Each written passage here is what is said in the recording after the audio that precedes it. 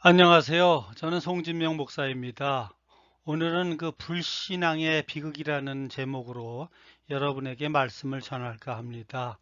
성경의 본문은 가인과 아벨, 창세기 4장 1절에서 10절입니다.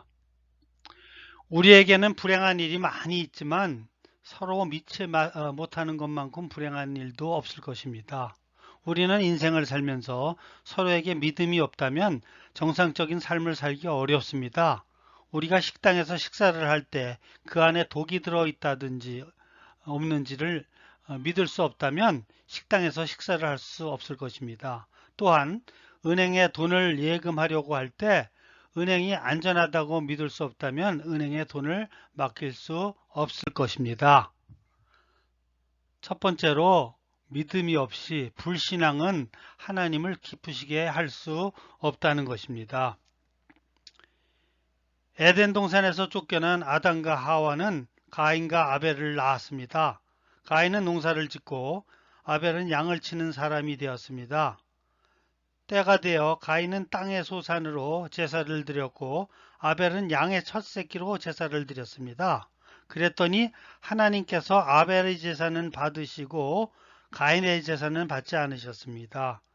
그러면 여기서 가인의 문제는 무엇이시겠습니까? 그것은 하나님께 가장 좋은 것으로 드리지 않았기 때문입니다.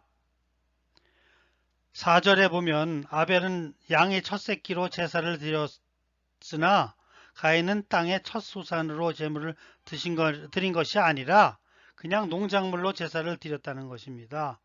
성경은 다른 성경으로 풀어야 하는데 히브리서 11장 4절을 보면 믿음으로 아벨은 가인보다 더 나은 제사를 하나님께 드림으로 의로운 자라 하시는 증거를 얻었으니 하나님이 그 예물에 대하여 증거하심이라. 그는 죽었으나 그 믿음으로써 지금도 말하느니라. 이렇게 말씀하고 있습니다. 아벨은 믿음으로 제사를 드렸다고 되어 있습니다. 그러니까 반대로 가인은 믿음이 없이 제사를 드렸다는 것입니다. 하나님께서는 믿음이 없는 제사, 마음이 없는 형식적인 제사를 기뻐 받으시지 않는다는 것입니다. 요즘 말로 하면 형식적으로 교회에 출석도 하고 헌금도 하고 기도도 하지만 하나님을 향한 마음의 자세가 잘 안 되어 있다는 것입니다. 입술로는 하나님을 사랑한다고 하면서 마음은 하나님과 멀리 세상에 있다는 것입니다. 이것이 지금 우리의 모습이 아니겠습니까? 이왕 예수를 믿을 바에는 기쁜 마음으로 예배를 드리고 하나님께 기뻐하시는 삶을 사셔야 하지 않겠습니까? 우리는 지금의 생활을 벗어버리고 하나님께서 기뻐하시는 삶을 사실 것을 주님의 이름으로 축원합니다. 두 번째는 가인의 다른 문제는 회개하지 않았다는 것입니다. 가인은 하나님께서 자신의 재물을 받지 않자 5절을 보면 분하게 생각하며 안색이 변합니다. 그러자 하나님께서 6, 7절에 보니까 회개할 기회를 주십니다. 그런데 문제는 가인이 회개하지 않는다는 것입니다. 오늘날 우리들은 어떻습니까? 우리가 하나님께 죄를 지었을 때 하나님께 나와 진정으로 회개하십니까?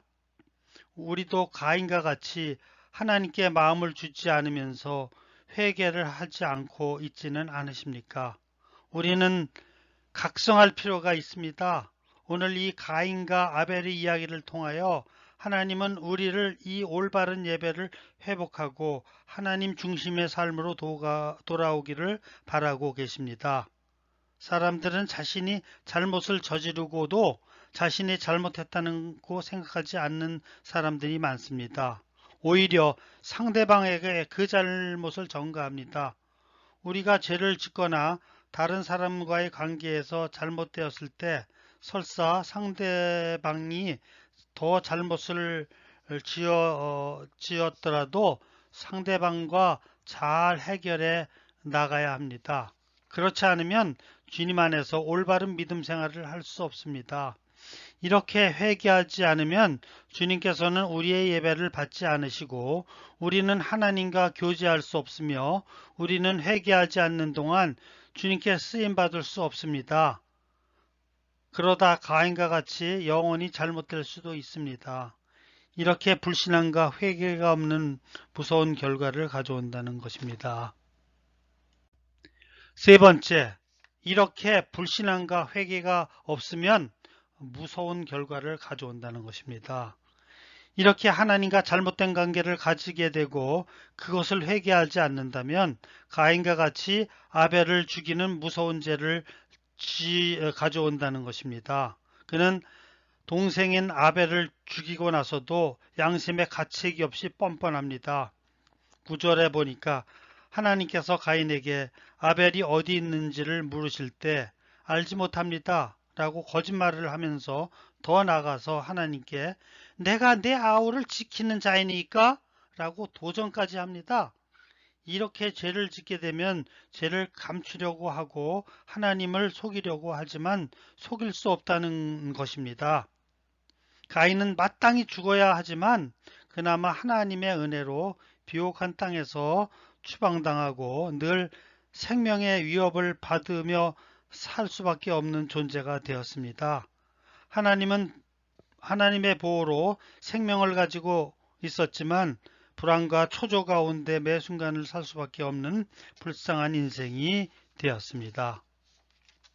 그러면 이것을 우리에게 한번 적용해 보기를 원합니다. 우리는 이 가인의 삶을 통하여 우리의 삶을 돌아보기를 원합니다. 이렇게 사람이 죄를 짓게 되면 죄는 더 크나큰 죄를 낳습니다. 그리고 세상에서 죄를 짓고 살다 보면 그것이 죄인지도 모르고 생활을 할 때가 하게 됩니다. 그리고 이렇게 죄를 짓다 보면 하나님과의 관계도 멀어지고 우리의 마음에 기쁨과 평강이 없어집니다. 우리는 현실적으로 가인과 같은 죄를 안 지었지만 우리 삶은 하나님께 원하는 삶을 살고 계십니까? 그렇지 않아 하나님과의 관계에서 멀어지지는 않으셨습니까? 그리고 마음속에 기쁨과 평강보다는 삶 속에서 하나님 의지하기보다 찌들린 삶을 살아가고 있지는 않으십니까? 하나님께서는 지금 우리 여러분들이 하나님께로 다시 돌아오기를 고대하고 있습니다. 그리고 조그만 죄라도 그냥 지나치지 말고 민감하게 느끼며 해결하시기를 원하십니다. 그러므로 우리는 죄를 짓거나 다른 사람과의 관계에서 잘못을 떠나 관계가 불편할 때 그들과 다시 화해하고 주님께 다시 돌아와서 주님과 교제하며 늘 기쁨과 평강이 넘치는 삶이 되시기를 주님의 이름으로 축원합니다. 아멘.